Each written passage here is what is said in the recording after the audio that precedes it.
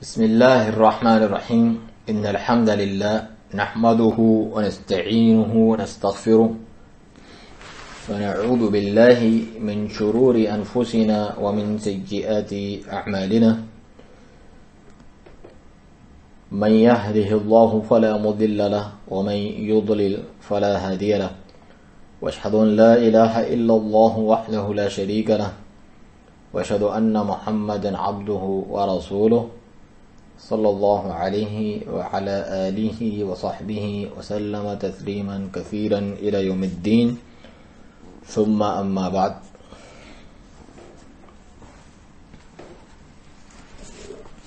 جیسا کہ درس کے عنوان کا اعلان ہوا تھا کہ متعدی بیماری جو ایک سے دوسرے کو لگتی ہے اس کے متعلق صحیح اسلامی عقیدہ کیا ہونا چاہیے، آیا اس کا وجود ہے یا نہیں ہے۔ خصوصاً آج کل کے دنوں میں جس طریقے سے چائنا وغیرہ میں کورونا وائرس یا دوسری جگہوں پہ پھیل رہا ہے، اس کی وجہ سے بہت سے لوگ پریشان بھی ہیں، احتیاط بھی کرتے ہیں۔ تو ایک مسلمان ہمیشہ اور ہر امور میں اپنے عقیدے اور عمل کو کتاب و سنت پر پیش کر کے رہنمائی حاصل کرتا ہے، جس سے اسے دنیا اور آخرت کی بھلائیاں حاصل ہوتی ہیں اور وہ خطرات سے بچتا ہے۔ چنانچہ اس تعلق سے مشہور حدیث ہے صحیح بخاری وغیرہ میں، اور کتاب التوحید میں شیخ الاسلام محمد بن عبد الوہاب رحمہ اللہ علیہ کرائے ہیں، اس کی شروحات میں علماء کرام نے اس کی شرح بھی کی ہے۔ اس حدیث کے الفاظ ہیں کہ لا عدوہ، جب مختلف چیزوں کی نفی فرما رہے تھے نبی صلی اللہ علیہ وسلم، جیسا کہ طیارہ یعنی بدشگونی لینا اس سے منع کیا، اسی طرح لا عدوہ یعنی چھوت چھات کی بیماری، ایک سے دوسرے کو لگنے والی متعدی بیماری، اس کے متعلق بھی فرمایا، یعنی نفی کی، لا عدوہ نہیں ہے۔ تو اس کی تشریح کرتے ہوئے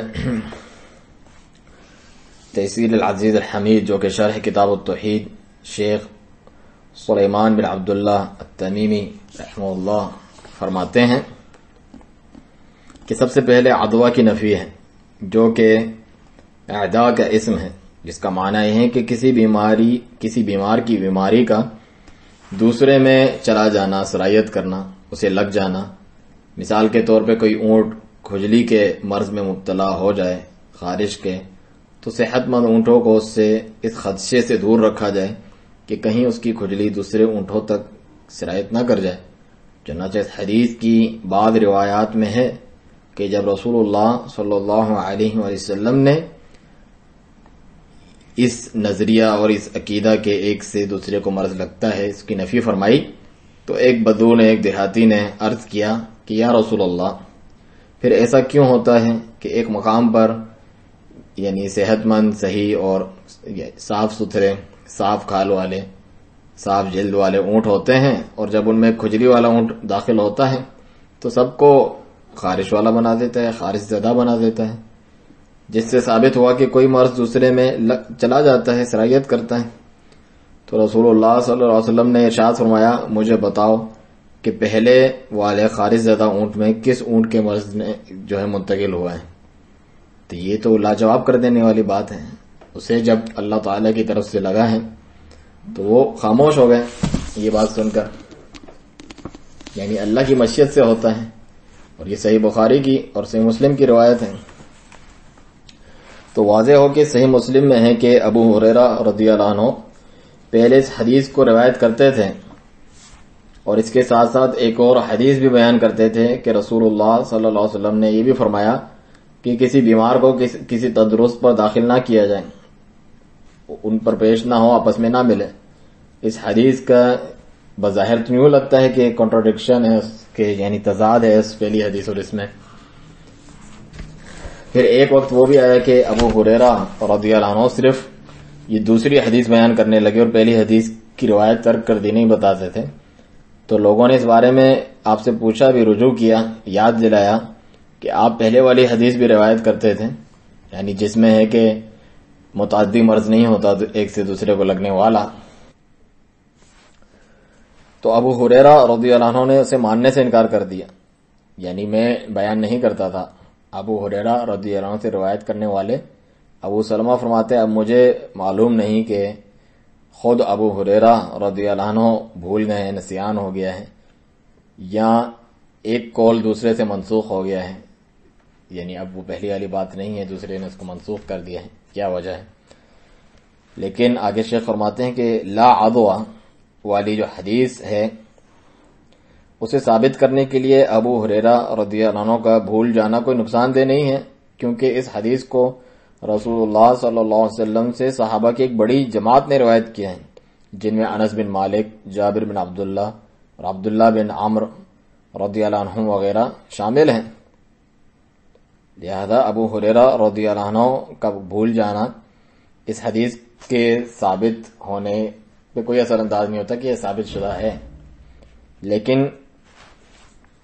اصل مسئلہ قابل غور یہ ہے کہ حدیث جو ابھی جس پہ ہم بات کر رہے ہیں اس میں نفی کی گئی ہے لا عدوہ، یعنی متعدی بیماری نہیں ہوتی، اور اس قسم کے عقیدے کی مخالفت اور ممانعت کی گئی ہے۔ لیکن آپ صلی اللہ علیہ وسلم کی بعض دیگر حدیث سے ثابت ہو رہا ہے کہ کچھ امراض کا اثر دوسروں میں منتقل ہوتا ہے، جیسا کہ ابھی ابو ہریرہ رضی اللہ عنہ کی حدیث گزری ہے کہ بیمار کو تندرست پر پیش نہ کرو،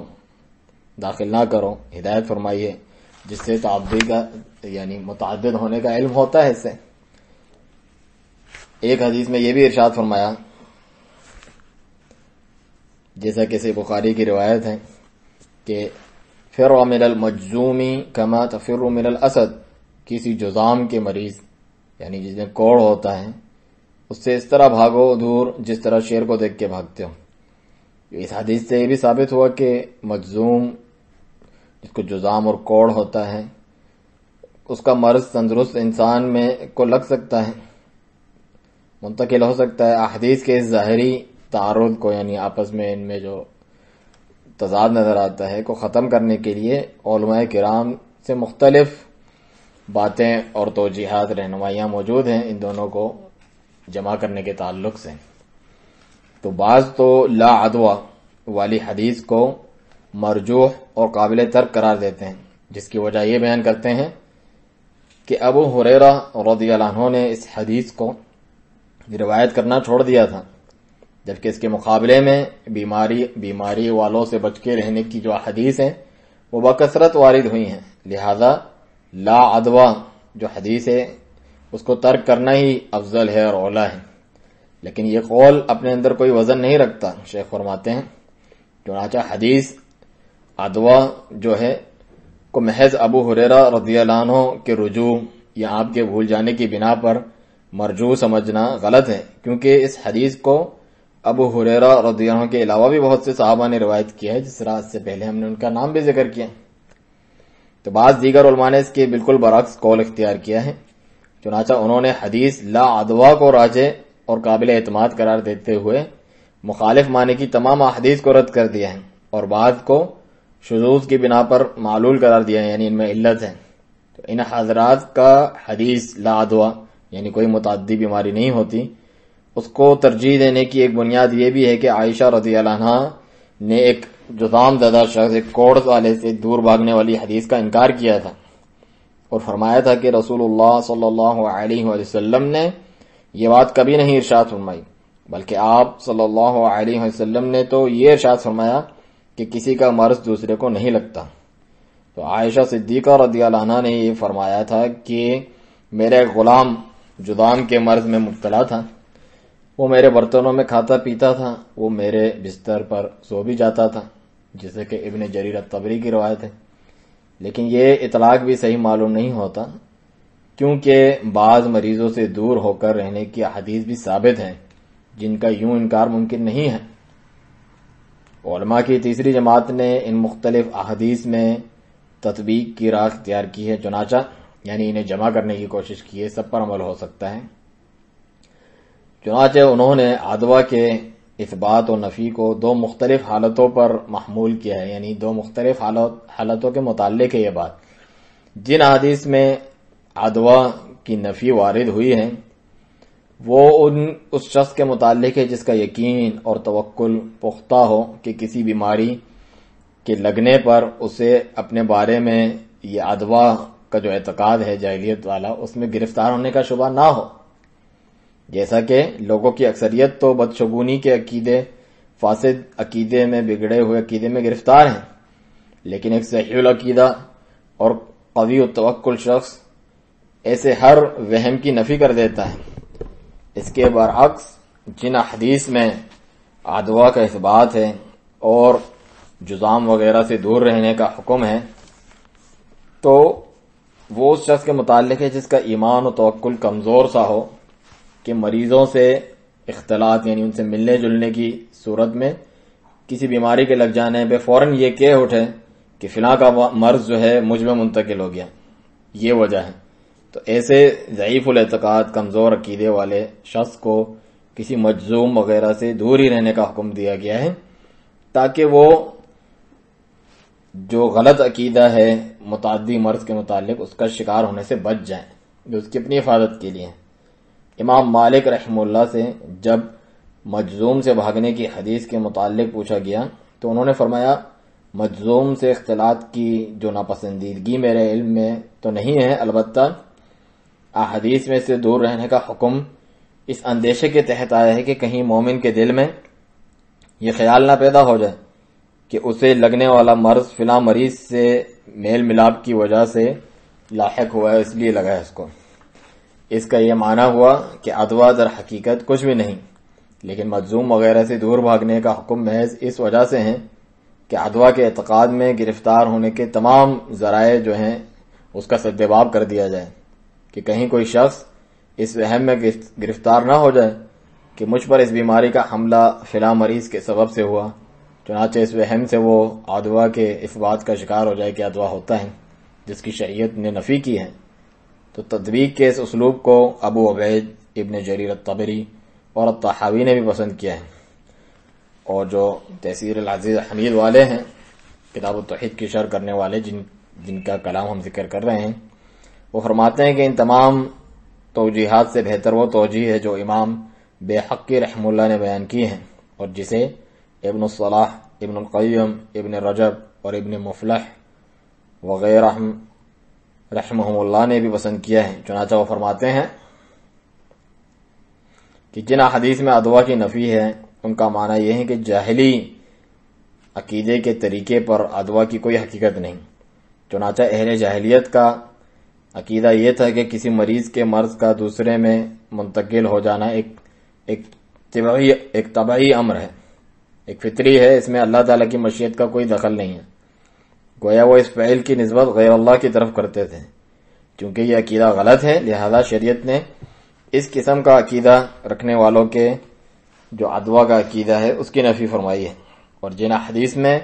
ادوا کو ثابت کیا ہے اس کا معنی یہ ہے، یعنی متعدی مرض کے ہونے کو مانا گیا ہے، اس کا معنی یہ ہے کہ ایک صحیح اور تندرست شخص میں مجذوم وغیرہ سے اختلاط اور میل ملاپ کی صورت میں اس کا مرض منتقل ہو سکتا ہے، مگر یہ سب اللہ تعالیٰ کی مشیت سے ہیں. گویا مریض سے میل ملاپ بھی بیماری کے لگنے کا یقینی سبب نہیں، لیکن اس کے واقع ہو جانا، سبب بن جانا خود اللہ تعالیٰ کی مشیت اور امر اور حکم سے ہوتا ہے. لہذا مرض کے جو اسباب ہیں اس سے بچنے کے لیے رسول اللہ صلی اللہ علیہ وسلم نے مجذوم سے بھاگنے کا حکم دیا. ایک حدیث میں ہے کہ تعاون والے علاقے میں جانے سے منع فرمائے، اور تیسری حدیث میں ہے کہ کسی مریض کو تندرست شخص پہ داخل نہ کیا جائے. اور اسی لیے رسول اللہ صلی اللہ علیہ وسلم نے اس اعرابی سے فرمایا تھا کہ پہلے والے اونٹ کو کھجلی کس نے لگائی، اسے وہ کھجلی زیادہ کیسے ہو گیا؟ ظاہر ہے کہ وہ بھی اللہ تعالیٰ کی مشیت سے تھا. لہذا اگر تندرست اونٹوں کہ اس کے ساتھ اختلاط کی صورت میں کھجلی کا مرض لاحق ہو جائے تو وہ بھی اللہ تعالیٰ کی مشیت اور اس کی قضاء و قدر سے ہوگا، جیسا کہ اللہ تعالیٰ کا فرمان ہے سورۃ الحدید آیت 22 میں ما اصاب من مصیبت فی الارض ولا فی انفسکم الا فی کتاب من قبل ان نبرأها ان ذلک علی اللہ یسیر. نہ کوئی مصیبت دنیا میں آتی ہے نہ خاص تمہاری جانوں میں مگر اس سے پہلے کہ ہم اس کو پیدا کریں وہ ایک خاص کتاب میں لکھی ہوئی ہے. یہ کام اللہ تعالیٰ پر بالکل سہل آسان ہے۔ اسی طرح جو حدیث اعرابی میں آپ صلی اللہ علیہ وسلم کا یہ فرمان ہے کہ خلق اللہ کل نفس وکتب حیاتها ومصائبها ورزقها، یعنی ہر جان کو اللہ تعالیٰ نے پیدا کیا اور اس کی زندگی اور تکلیف اور رزق وغیرہ بھی اس نے لکھ دیا ہے۔ یہ مسند احمد اور الترمذی کی صحیح حدیث ہے۔ تو خلاصہ یہ ہے کہ مجذوم سے جو فرار کا حکم ہے، بیمار کو تندرست پر وارد کرنے یا تعاون زدہ علاقے میں جانے کی ممانعت، یہ سب کچھ ان اسباب سے بچاؤ کے لیے ہیں جن اسباب کو اللہ تعالیٰ نے پیدا کیا اور انہیں بندے کی بیماری یا ہلاکت کا سبب ٹھہرایا، اور ظاہر ہے کہ انسان کو اسباب شر سے بچنے کی ہدایات کی گئی ہیں۔ اب جیسے اسے آگ یا پانی میں کود جانے سے روکا گیا ہے، کیونکہ معلوم ہے کہ یہ اقدام ہلاکت یا تکلیف ایذا رسانی کا سبب ہے، اسی طرح جو مجذوم ہے یا تعاون زدہ علاقے کے قریب جانے سے روک دیا گیا، کیونکہ یہ قرب بھی مرض یا موت کے اسباب میں سے ہیں۔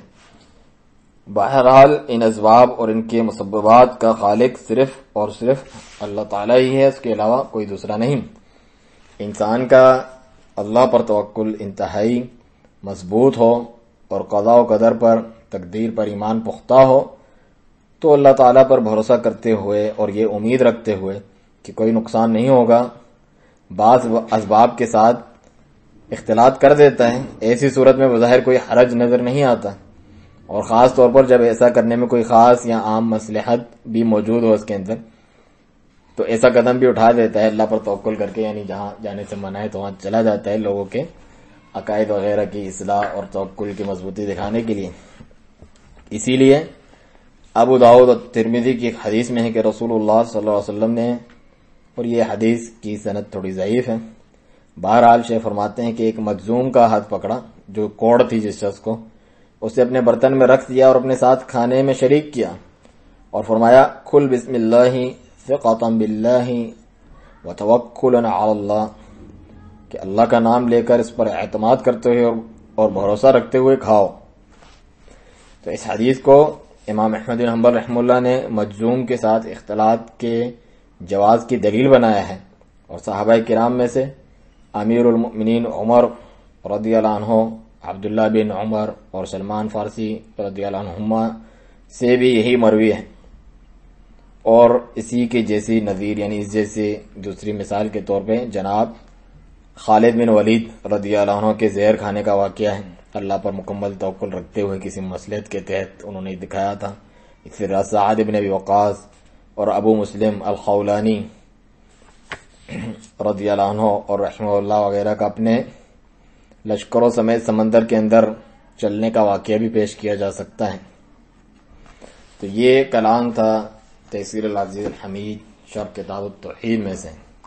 اس کے علاوہ شیخ ابن باز رحمہ اللہ، شیخ عبدالعزیز بن عبداللہ بن باز رحمہ اللہ سے یہ پوچھا گیا، اور یہ فتویٰ آپ کی ویب سائٹ پر موجود ہے۔ سوال پوچھا گیا آپ سے کہ صحیح حدیث میں یہ بات وارد ہے، رسول اللہ صلی اللہ علیہ وسلم نے فرمایا کہ لا عدوى ولا طیرہ ویعجبنی الفأل، کہ کوئی عدوہ متعدی بیماری نہیں، نہ بدشگونی ہے، اور فعال لینا مجھے پسند ہے۔ رسول اللہ صلی اللہ علیہ وسلم کا اس حدیث میں جو لفظ ہے لا عدوہ، کوئی متعدی بیماری نہیں، اس سے کیا مراد ہے، کیا مقصد ہے؟ کیا یہ مرض کا ایک سے دوسرے کو لگ جانا، اس کی بات ہو رہی ہے؟ ہم اس کی وضاحت چاہتے ہیں۔ شیخ فرماتے ہیں کہ نبی صلی اللہ علیہ وسلم سے یہ بات ثابت ہے کہ آپ نے فرمایا، وہی حدیث شیخ نے ذکر کی کہ کوئی عدوہ نہیں، کوئی طیارہ نہیں، کوئی بدشگونی نہیں، الو کے بولنے کی کوئی حقیقت نہیں کہ وہ نحوست ہوگی، اور سفر کے مہینے کو منحوس سمجھنا بھی کچھ نہیں، اور فعال لینا مجھے پسند ہے۔ رسول اللہ صلی اللہ علیہ وسلم سے پوچھا گیا فعال کیا؟ آپ نے فرمایا الکلمۃ الطیبہ، اچھی بات، اچھا کلام جب کسی سے کوئی سنتا ہے تو انسان خوشی محسوس کرتا ہے، اس کا ذکر ہے۔ تو شیخ فرماتے ہیں، شیخ ابن باز رحمہ اللہ، کہ جو عرب تھے وہ عدوہ کا عقیدہ رکھتے تھے اور کہتے تھے اگر مریض صحت مند لوگوں سے ملتا جلتا ہے تو اسی کے جیسا مرض اسے بھی لگ جاتا ہے. اور نبی صلی اللہ علیہ وسلم سے بھی یہ کہا گیا کہ یا رسول اللہ ہم دیکھتے ہیں کہ اونٹ ہمارے اس طرح ہوتے ہیں، صحیح ہوتے ہیں، کوئی خارش زیادہ اونٹ آتا ہے تو انہیں بھی بنا دیتا ہے خارشی. تو اس کا بالکل صحیح جواب نبی صلی اللہ علیہ وسلم نے دیا کہ فمن عاد الاول، پہلے کو کس نے لگائی ہے وہ اللہ کی طرف سے. پھر آگے یہی فرمایا کہ کوئی ادوا نہیں، کوئی طیارہ نہیں. تو معنی یہ ہے کہ ادوا کی نفی کی گئی ہے اس ادوا کی جس کا عقیدہ جاہل مشرکین رکھتے تھے. اور جو مرض ہوتے ہیں کھجلی کا، خارش کا، یا جیسے جو متعدی مرض ہیں وہ اپنی ہی طبیعت اور اپنی فطرت کے اعتبار سے دوسرے کو لگ جاتے ہیں، یہ عقیدہ باطل ہے. لیکن آپس میں میل جول اثر انداز ہوتی ہے.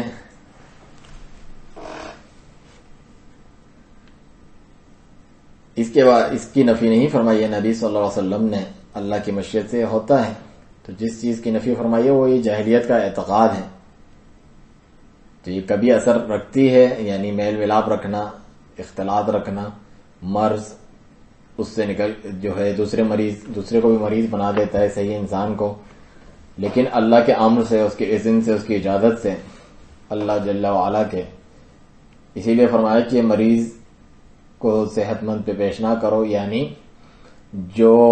اونٹوں کا مالک ہے جس کے اونٹ مریض ہیں، بیمار خارشی ہیں، وہ صحیح سالم جو جن کے اونٹ ہیں ان پر پیش نہ کریں، ان کو آپس میں مکس اپ نہ کریں، تاکہ شر کے اسباب سے اجتناب کیا جائے، دور رہا جائے، پرہیز کیا جائے. اسی لیے فرمایا کہ کسی مجزوم زدہ سے ایسے بھاگو جیسے شیر کو دیکھ کے بھاگتے ہوں، تاکہ جو شر کے اسباب ہیں ان سے دور رہا جائے. چنانچہ جو ادوا ہے جس کا عقیدہ کفار رکھتے تھے وہ باطل ہے. وہ یہ تھا کہ اپنے طور پہ خود بخود کوئی مرض دوسرے کو لگ جاتا ہے متعدی بن کے، بغیر اللہ تعالیٰ کی قضاء و قدر اور اس کی مشیت کے، اس کے ارادے کے بغیر. یہ عقیدہ باطل ہے. البتہ مرض کا منتقل ہونا مریض سے کسی دوسرے غیر مریض میں، صحیح سالم شخص میں، صحت مند میں، اللہ کے علم سے، تو یہ ایسا ہوتا ہے. اسی لیے فرمایا کہ مجزوم زدہ سے بھاگو، جیسے شیر سے بھاگتے ہو، یعنی اس کے ہاتھ نہ بیٹھو، ہو سکتا ہے اس کا مرض تمہیں لگ جائے. اور صحت مندوں پہ مریضوں کو پیش نہ کرو، کیونکہ اونٹوں کا یہاں پہ ذکر چل رہا ہے. اگر سارے کے سارے ایک ہی پانی کا جو گھاٹ ہے جہاں پر پینے کے لیے آتے ہیں، جو مریض اونٹ ہیں، جو صحت مند اونٹ ہیں، وہ سب ساتھ ہی پی رہے ہوں گے، تو یہ چیزیں منتقل ہوتی ہیں. تو اس کا خاص وقت رکھیں اور ان کا خاص وقت رکھیں تاکہ اس ادوا سے بچا جا سکیں اور ایک مرض کو اس مریض سے کسی دوسرے صحت مند میں منتقل ہونے سے بچایا جا سکے. خلاصہ یہ ہے کہ بلا شبہ جو شریعت ہے وہ ایسی چیزوں کو لے کر آئی ہے کہ شر کے جتنے بھی اسباب ہیں ان سے اجتناب کیا جائے، ساتھ میں ایمان بھی ہو اس بارے میں کہ تمام کے تمام کام، تمام کے تمام امور اللہ تعالیٰ کے ہاتھوں میں ہیں، اور کوئی بھی چیز واقع ہو نہیں سکتی مگر اللہ تعالیٰ کی قضاء و قدر، اس کی تقدیر سے. اور جو مشرکین کا عقیدہ ہے ادوا کے تعلق سے کہ حتمی طور پہ لازماً فطرتاً اور طبعیتاً لازماً جو ہے منتقل ہوتی ہے ایک بیماری اپنے آپ دوسرے میں، یہ باطل ہے. البتہ اللہ تعالیٰ کے اذن سے منتقل ہونا اگر وہ چاہے تو واقع ہوتی ہے. اسی لیے نبی صلی اللہ علیہ وسلم نے ایسے اسباب اپنانے، وقایا کے لیے یعنی بچاؤ کے اسباب اپنانے کا حکم دیا ہے، جو حدیثیں ابھی گزری مجزوم سے بھاگنے کے تعلق سے اور مریض پر پیش نہ ہونے کے تعلق سے. حالانکہ نبی صلی اللہ علیہ وسلم نے خود کیا کیا، ایک مجزوم شخص کا ہاتھ پکڑا، اس کے ساتھ کھایا اور کہا کہ اللہ کے نام سے شروع کرو، اس پر مکمل اعتماد رکھتے ہوئے لوگوں کے سامنے واضح کرنے کے لیے کہ تمام کے تمام امور اللہ تعالیٰ کے ہاتھوں میں ہیں اور اللہ تعالیٰ ہی مقدر کرتا ہے تمام امور، کاموں کو، واقعات کو. تو اگر جو مجزوم لوگوں سے میل ملاپ سے اجتناب کریں گے تو یہ شریعت میں یعنی مشروع ہے، اس کا حکم ہے تاکہ شر سے دور رہا جائے. اور اگر کوئی کر لے اور ان کے ساتھ کھائے پیے، یہ بیان کرنے کے لیے، لوگوں کے سامنے یہ واضح کرنے کے لیے کہ تمام کے تمام امور اللہ تعالیٰ کے ہاتھوں میں ہیں، تاکہ لوگوں پر بھی یہ واضح ہو جائے کہ جو مرض ہیں وہ اپنے آپ ہی منتقل نہیں ہوتا، بلکہ اللہ تعالیٰ کی تقدیر سے ہوتا ہے. چنانچہ اگر کبھی کبھار اس طرح کر لیا جائے اس ادوا کے عقیدے کو باطل ثابت کرنے کے لیے جو جاہل لوگ رکھتے ہیں تو یہ اچھی بات ہے، جیسا کہ نبی صلی اللہ علیہ وسلم نے کیا. پھر شیخ سے سوال کیا گیا کہ سماحت الشیخ حفظکم اللہ، اسباب کو اختیار کرنا کیا اللہ پر توکل کرنے کے منافی نہیں؟ شیخ فرماتے ہیں بالکل واجب ہے کہ انسان پر کہ وہ اسباب کو اختیار کرے، شر کے اور برائی کے، نقصان کے اسباب سے دور رہے، انسان مرض کے اسباب سے دور رہے، اپنے آپ کو اپنے ہاتھوں خطروں میں نہ ڈالیں. اس کے ساتھ ساتھ وہ اللہ تعالیٰ پر اعتماد رکھے، اس پر توکل اور بھروسہ رکھے، اور یہ جان لے اچھی طرح کہ تمام کے تمام امور اللہ سبحانہ تعالیٰ کے ہاتھوں میں ہیں. سورۃ المائدہ میں فرمایا وَعَلَى اللَّهِ فَتَوَكَّلُوا إِن كُنتُم مُؤْمِنِينَ، اور اللہ ہی پر بس تم توکل کرو اگر تم واقعی مومن ہو. اور فرمایا سورۃ الطلاق میں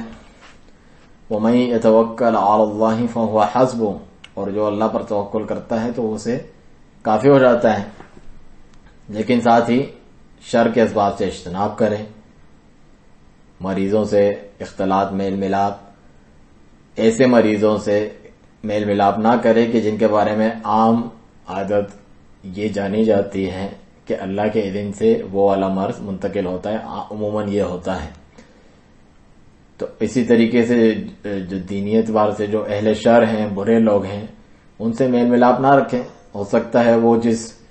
چیز میں مبتلا ہو، شر میں، وہ آپ کو بھی اس میں مبتلا کر لیں اور آپ اس کے جیسی حرکتیں کرنے لگیں. چنانچہ جو اچھے اور اخیار لوگ ہیں ان کی صحبت اختیار کرنے کی حرص کریں، کیونکہ یہ ان اسباب میں سے ہیں کہ آپ ان کے اخلاق جیسے اخلاق اپنائیں، ان سے آراستہ ہوں، اور ایسی چیزیں بھی نہ کھائیں جو آپ کو نقصان دیں، جس کے بارے میں یہ جانا جاتا ہے تجربے سے کہ یہ نقصان دہ چیزیں ہیں اور اس جیسی چیزیں اور اس جیسی باتیں. پھر شیخ سے پوچھا گیا احسن اللہ الیکم بارک اللہ فیکم سماحت الشیخ، حدیث میں ہے کہ لا عدوى ولا طیرہ، نہ عدوہ ہے متعدی بیماری اور نہ بدشگونی ہے. آگے پھر شیخ سے جو ہے بدشگونی کے متعلق پوچھا گیا. اسی طریقے سے مزید کچھ کلام بھی ہم شامل کرتے ہیں، جیسا کہ شیخ محمد بن صالح العثیمین رحمہ اللہ کتاب التوحید کی شرح القول المفید میں جو ہم پڑھا بھی چکے ہیں، اور بدشگونی کی حقیقت کے متعلق ایک کتاب بھی شائع کی، اس کے اندر بھی یہ باب ہم نے ذکر کیا ہے.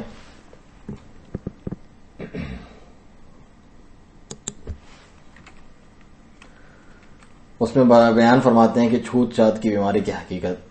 کہ اس کے بعد شیخ الاسلام محمد بن عبد الوہاب رحمہ اللہ یہ حدیث لائے ہیں. ابو ہریرہ رضی اللہ عنہ سے روایت ہے کہ رسول اللہ صلی اللہ علیہ وسلم نے فرمایا لا عدوى ولا طیرہ ولا ہامہ ولا صفر، نہ تو کسی کو دوسرے کی بیماری خود سے لگتی ہے، متعدی نہیں ہوتی، اور نہ ہی بدشگونی کوئی چیز ہے، اور نہ ہی الو کے بولنے کی کوئی تاثیر ہے،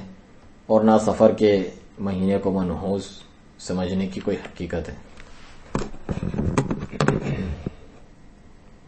یہ صحیح بخاری اور صحیح مسلم کی روایت ہے. لا عدوہ میں لا جنس کی نفی کے لیے ہیں، اور جنس کی نفی 1، 2 اور 3 وغیرہ کی نفی سے زیادہ عام ہوتی ہے، کیونکہ یہ کل کی کل جنس کی ہی نفی ہوتی ہے. چنانچہ رسول اللہ صلی اللہ علیہ وسلم نے ساری کی ساری العدوہ چھوت چھات کی بیماری کی نفی فرما دی ہے. العدوہ کہتے ہیں مریض سے مرض کا کسی صحیح غیر مریض میں منتقل ہونا، اور جیسا کہ یہ حسی امراض میں ہوتا ہے اسی طرح سے معنوی و اخلاقی طور پر بھی ہوتا ہے. اسی لیے نبی صلی اللہ علیہ وسلم نے فرمایا کہ برا ساتھی بھٹی دھونکنے والے کی مانند ہے، یا تو تمہارے کپڑے جلا دے گا یا اس سے تمہیں ناگوار بدبو آتی رہے گی. یہ بھی صحیح بخاری اور صحیح مسلم کی روایت ہے ابو موسیٰ الاشعری سے. لہذا العدوہ نہیں ہوتی فرمانا، یعنی حدیث میں جو فرمایا العدوہ نہیں ہے، یہ دونوں کے لیے ہے، خواہ حسی ہو یا معنوی، اگرچہ حسی کے لیے یہ زیادہ ظاہر ہے. تو ہم دیکھتے ہیں کہ آیا ان چیزوں کے وجود کی نفی کی گئی ہے یا تاثیر کی. پہلے بھی علماء کا کلام گزر چکا ہے، اسے واپس سے دہراتے ہیں. اس کے بعد اگر وقت ہوا تو شیخ صالح الفوزان حفظ اللہ کا کلام بھی شامل کریں گے. باتیں ایک ہی ہیں، یعنی دہرا کے پیش کی جا رہی ہیں، جس سے زیادہ وضاحت ہوتی ہے اور یاد دہانی ہوتی ہے. تو فرماتے ہیں شیخ ابن عثیمین رحمہ اللہ کہ اور یہ جو 4 چیزوں کی یہاں نفی کی گئی ہیں، یہ ان کے وجود کی نفی نہیں ہے، کیونکہ یہ تو موجود ہیں، لیکن دراصل ان کی تاثیر کی نفی کی گئی ہے، کیونکہ کسی چیز میں تاثیر پیدا کرنے والا تو صرف اللہ تعالی ہے. اب ان میں سے جس کا سبب معلوم ہوگا تو وہ سبب صحیح ہوگا، اور جس کا سبب محض توہم پرستی پر مبنی ہوگا تو وہ سبب باطل ہوگا. چنانچہ اگر صحیح سبب ہے تو اس صورت میں حدیث میں نفی اس کی خود بخود تاثیر کی نفی ہے، اور اگر وہ باطل سبب ہے تو اس کے اصلاً سبب ہونے ہی کی نفی کی گئی ہے. جیسا کہ اس حدیث میں رسول اللہ صلی اللہ علیہ وسلم نے فرمایا متعدی یعنی ایک سے دوسرے کو لگنے والی بیماری نہیں ہے، حالانکہ متعدی بیماریاں موجود ہیں. ان کے وجود کا ذکر تو خود آپ صلی اللہ علیہ وسلم کے دوسرے فرمان میں بھی ہے، جیسا کہ پہلے بھی ذکر ہوا لا یورد ممرض علی مصح، یعنی مریض کو غیر مریض پر پیش نہ کرو. یہ صحیح مسلم کی روایت ہے، یعنی مریض اونٹ والا صحیح اونٹ والے کے پاس اسے نہ لے جائے، ہو سکتا ہے وہ اپنی بیماری اسے بھی لگا دے. اسی طرح آپ صلی اللہ علیہ وسلم کا یہ بھی فرمان ہے کہ فر من المجذوم فرارک من الاسد، جو کہ امام بخاری نے کتاب الطب میں صیغہ جزم کے ساتھ تعلیقاً روایت فرمایا ہے. تفصیل کے لیے فتح الباری آپ دیکھ سکتے ہیں کہ جذام کے مریض سے یوں بھاگو جیسے شیر سے بھاگتے ہو. اور جذام ایک خبیث مرض ہے جسے کوڑ بھی کہتے ہیں، جو بہت تیزی سے پھیلتا ہے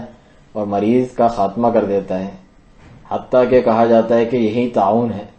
چنانچہ جذام زدہ شخص سے بھاگنے کا حکم اس لیے ہے کہ کہیں اس کی یہ متعدی بیماری آپ کو نہ لگ جائے. اس میں اس بات کا اثبات ہے کہ متعدی بیماری کی تاثیر ہوتی ہے، لیکن اس کی تاثیر کوئی حتمی بات نہیں ہے، اس طور پہ کہ یہ خود ہی علت فاعلہ ہو، یعنی خود بخود اپنے آپ لگ جاتی ہو، ایسا نہیں ہے، بلکہ اللہ تعالیٰ کے حکم سے ہوتی ہے. چنانچہ نبی رحمت صلی اللہ علیہ وسلم کا بھاگنے کا حکم اور یہ حکم کہ مریض کو غیر مریض پر پیش نہ کرو، یہ اسباب سے اجتناب کے باب میں سے ہے، نہ کہ تاثیر کے باب میں سے، کیونکہ اسباب اپنے آپ تاثیر نہیں رکھتے، لیکن ہمیں پھر بھی ان اسباب سے بچنا چاہیے جو مصیبت و آزمائش کا سبب ہو، کیونکہ اللہ تعالیٰ کا فرمان ہے سورۃ البقرہ میں وَلَا تُلْقُوا بِأَيْدِيكُمْ إِلَى التَّهْلُكَةِ، اور اپنے ہاتھوں ہلاکت میں نہ پڑو. ہمارے لیے ممکن نہیں کہ ہم کہیں کہ رسول اللہ صلی اللہ علیہ وسلم نے بیماری کے متعدی ہونے کی تاثیر کا انکار فرمایا ہے، کیونکہ اس بات کا ابطال تو حقیقت حال اور دیگر احادیث بھی کرتی ہیں. اگر یہ کہا جائے کہ بلا شبہ جب رسول اللہ صلی اللہ علیہ وسلم نے یہ فرمایا کہ کوئی متعدی بیماری نہیں ہوتی، تو ایک اعرابی نے عرض کی یا رسول اللہ فما بال ابلی تکون فی الرمل کأنها ضباء فیأتی البعیر الاجرب فیدخل بینها فیجربها، فقال فمن عاد الاول، کہ یا رسول اللہ میرے اونٹوں کا پھر کیا ماجرا ہے کہ وہ صحرا میں بالکل صاف ہرنوں کے مانند ہوتے ہیں، پھر کوئی خارشی اونٹ لا کر ان میں داخل کیا جاتا ہے تو وہ ان کو بھی خارشی کر دیتا ہے. اس پر آپ صلی اللہ علیہ وسلم نے فرمایا تو اس پہلے اونٹ کو کس نے یہ بیماری لگائی. یہ صحیح بخاری اور مسلم کی روایت ہے، یعنی پہلے اونٹ پر مرض بغیر متعدی ہونے کی نازل ہوا، بلکہ یہ اللہ تعالیٰ کی طرف سے اس پر اترا. لہذا اسی طرح سے جو دوسرے میں منتقل ہوتا ہے تو وہ بھی اللہ کے امر سے ہوتا ہے. ایسا ہوتا ہے کہ کسی چیز کا سبب معلوم ہو، مگر کبھی ایسا بھی ہوتا ہے کہ سبب معلوم نہ ہو، لیکن اگر اللہ تعالیٰ چاہے تو خارش نہ لگے. اسی لیے کبھی کسی اونٹ کو خارشی بیماری لگ جاتی ہے، مگر پھر بعد میں وہ بیماری اٹھ جاتی ہے اور وہ مرتا نہیں. اسی طرح سے طاعون اور کولیرا جو کہ معدے کے امراض ہیں، یہ بھی ہو سکتا ہے کسی گھر میں داخل ہو جائیں جس سے کچھ کی موت واقع ہو جائے اور بعض بچ جائیں، انہیں بیماری نہ لگے. بات ایک انسان کو چاہیے کہ اللہ تعالیٰ پر اعتماد رکھے اور اسی پر توکل کریں. نبی کریم صلی اللہ علیہ وسلم سے روایت کی جاتی کہ ایک جذام زدہ شخص آپ صلی اللہ علیہ وسلم کے پاس آیا تو آپ صلی اللہ علیہ وسلم نے اس کا ہاتھ پکڑ کے فرمایا کھاؤ، یعنی اسی کھانے میں سے کھاؤ جس میں سے رسول اللہ صلی اللہ علیہ وسلم خود تناول فرما رہے تھے. اور اس حدیث کا حوالہ پہلے گزر چکا ہے. تو اپنے توکل کی قوت سے، چنانچہ یہ توکل اس متعدی بیماری کے سبب کا توڑ کرتا ہے. اور یہ جو ہم نے ان احادیث میں جمع کیا ہے، یہ ان احادیث کے درمیان جمع کرنے کے سلسلے میں سب سے بہتر قول تھا. شیخ ابن عثیمین رحمہ اللہ فرماتے ہیں ورنہ تو اور بھی باتیں کی گئی ہیں، جیسے بعض نے نسخ کا دعویٰ کیا ہے اور بعض نے کہا ہے ناسخ یہ فرمان ہے کہ کوئی متعدی بیماری نہیں ہوتی، اور منسوخ یہ فرامین ہے کہ جذام زدہ سے بھاگو اور مریضوں کو غیر مریضوں کے پاس نہ لاؤ. اور بعض نے اس کے برعکس کہا ہے، یعنی یہ بعد والی ناسخ ہے اور پہلی والی منسوخ ہے. جبکہ صحیح بات یہ ہے کہ کوئی نسخ نہیں ہے، کیونکہ نسخ کی شرائط میں سے ہے کہ جب دونوں میں جمع کرنا ممکن ہی نہ ہو. لیکن اگر جمع کرنا ممکن ہو تو پھر اس کی طرف رجوع کرنا واجب ہے، کیونکہ جمع کی صورت میں دونوں دلیلوں پر عمل کیا جاتا ہے، جبکہ نسخ کی صورت میں ایک کو کالعدم قرار دیا جاتا ہے، جبکہ دونوں کو برقرار رکھنا اولا ہے کسی ایک کو کالعدم قرار دینے سے، کیونکہ ہم نے ان دونوں کو حجت جانا اور حجت بنایا. ساتھ ہی حقیقت حال بھی اس پر شاہد ہے کہ ان میں نسخ نہیں ہے. تو یہ شیخ ابن عثیمین رحمہ اللہ کا کلام تھا جو یہاں پر ختم ہوا. اسی طریقے سے کتاب التوحید ہی کی شرح میں اعانۃ المستفید کے نام سے شیخ صالح الفوزان حفظہ اللہ فرماتے ہیں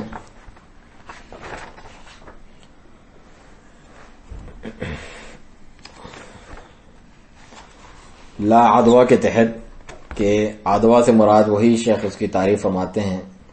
کہ کسی مرض کا کسی شخص سے دوسرے شخص میں،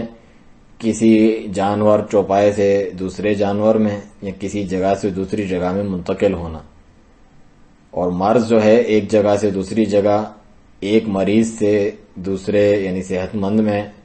یا ایک خارج زدہ سے دوسرے جو صحیح سالم ہے خارج زدہ نہیں ہے اس میں منتقل ہوتا ہے. ھذا شیء موجود، یہ واقع ہوتا ہے، یہ چیز موجود ہے. رسول اللہ صلی اللہ علیہ وسلم کا یہاں پر جو نفی فرمانا ہے یہ العدوہ کی نفی کرنا ہے، اس العدوہ کی جس کا عقیدہ اہل جاہلیت رکھتے تھے، اور وہ یہ تھا کہ مرض جو ہے اپنے آپ خود بخود ایک سے دوسرے کو لگتا ہے بنا اللہ تعالی کی تقدیر کے. اور عدوہ آپ جانتے ہیں کہ ایک مرض کا ایک جگہ سے دوسرے جگہ اس سبب سے کہ آپ مریض جو ہے کسی غیر مریض کے پاس، یعنی جو صحیح ہے مریض نہیں ہے صحت مند ہے، اس کے پاس وہ گیا، قرب اس کا اختیار کیا، قریب ہوا اس سے تو لگ گیا. تو یہ چیز موجود ہے، لیکن اس کو مقدر کرنے والا کون ہے؟ اللہ سبحانہ وتعالی ہے. یہ بات ممکن ہے کہ ایک صحیح شخص کسی مریض کے قریب جائے بھی لیکن اسے کچھ نہ ہو، اور دوسری صورت میں قریب جانے پر اسے کچھ ہو بھی جائے. تو سبب جو ہے دونوں صورتوں میں کس کی طرف لوٹ کے جاتا ہے؟ اللہ تعالیٰ کی طرف. اگر وہ چاہتا ہے تو یہ مرض منتقل ہوتا ہے، اور اگر نہیں چاہتا تو نہیں منتقل ہوتا. صرف مریض سے قریب ہو جانا محض، یا ایسی جگہ سے جہاں وبا پھیلی ہو وہاں سے آنا جانا، یہ صرف اکیلا سبب نہیں ہوتا. اس کی تاثیر اللہ تعالیٰ کے ہاتھوں میں ہے. ہو سکتا ہے انسان ایسی وبائی جہاں پر وبا پھوٹی ہے کسی مرض کی، ایسی سرزمین میں جائے لیکن اسے کچھ نہ ہو. اسی طریقے سے مریضوں کو صحت مندوں پر لایا جائے، پیش کیا جائے، میل ملاپ ہو، پھر انہیں کچھ نہ ہو.